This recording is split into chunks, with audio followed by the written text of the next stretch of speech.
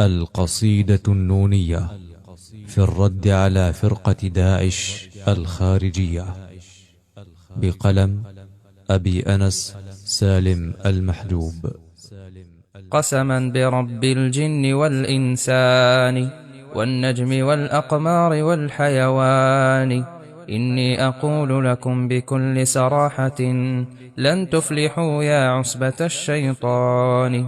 كفرتم أتباع هدي محمد ونشرتم الإرهاب في البلدان. منهاجكم إزهاق أرواح العباد وردة العلماء والخلان. أين الشريعة عند ذبحك مسلما مستسلما لله ذي السلطان؟ أين الشريعة في انتهاك محارم قد حرمت في محكم التبيان؟ تصفون أتباع الرسول بأنهم من فرقة الإرجاء والروغان. حاشا الرجال بأن يكونوا مرجئة، حاشاهم من فرية الصبيان. حدثاء أسنان تقاصر فهمهم، سفهاء أحلام بلا أذهان. خرجوا على حكامنا بسلاحهم ورموهم بالسوء والكفران. يا أيها الغر المجانب للهدى، دع عنك نهج خوارج الأزمان. والزم ركاب الراسخين فعلمهم قال الرسول وليس رأي فلان. إن الدواعش بالنصوص تلاعبوا وتسابقوا في الزيغ والعصيان. وتميعوا في دينهم وتفسخوا فتنكروا للدين والأوطان.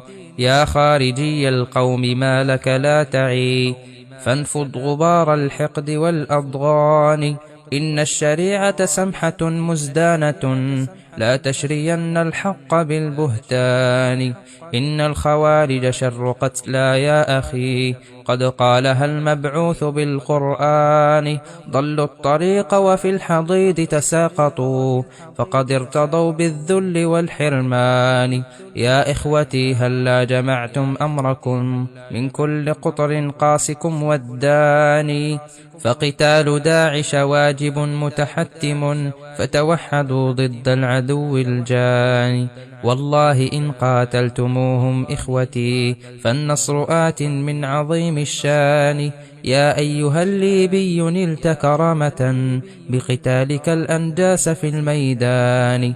لا تخش إلا الله جل جلاله، والحق بركب الأسد والفرسان.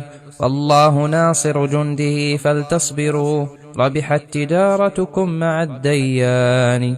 إما بفوز الصالحين ونصرهم أو بالشهادة نلتقي بجنان. صلى الإله على النبي وآله خير البرية هادم الأوثان.